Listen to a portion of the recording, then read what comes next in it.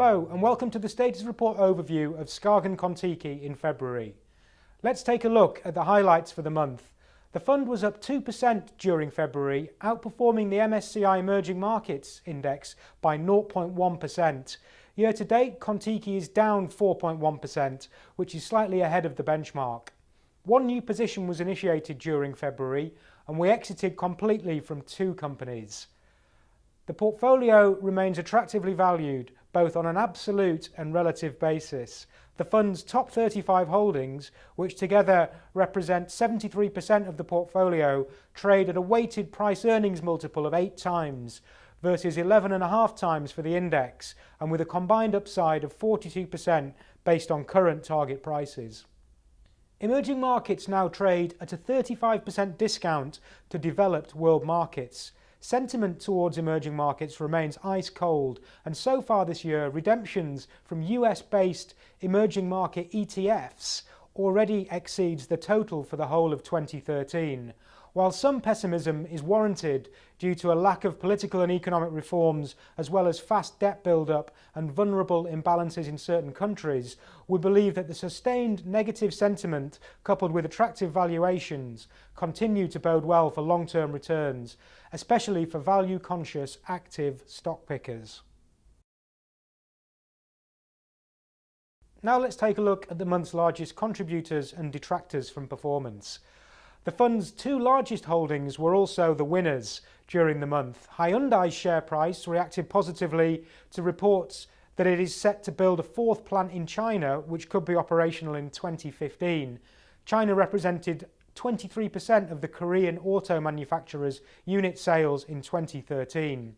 Samsung Electronics, meanwhile, launched its new Galaxy S5 during the month, the latest upgrade in an important product line for the Korean electronics company, which contributes 25% to group operating profit. On the downside, Systema, a 3.2% position in the fund, and Richter Gideon, a 2.2% holding, were the biggest detractors. Systema was impacted by the Russian market sell-off, while the Hungarian pharmaceutical company warned on profits as a result of depreciation in the ruble, as Russia accounts for approximately 30% of group sales. Now let's run through the portfolio composition and have a look at what changed during February. United Phosphorus entered the portfolio as we believe the Indian agrochemical company has strong growth potential in crop protection and seeds.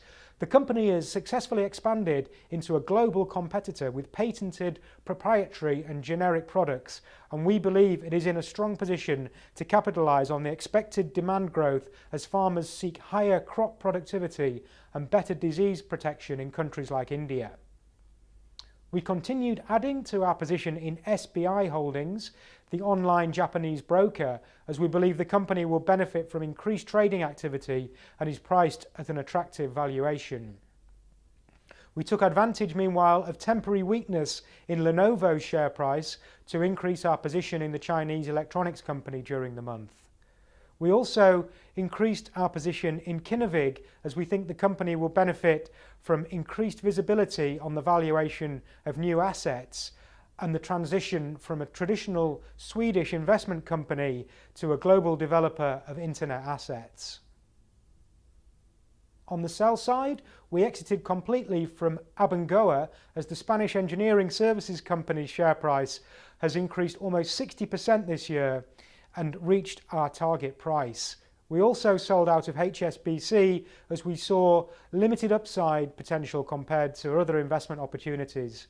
Finally, we reduced our position in Royal Caribbean Cruises as the stock approached our target price after a 12% increase year to date. That's it for this month. Thank you very much for watching, and for more information, please visit the SKAGEN Kon-Tiki section of the SKAGEN website.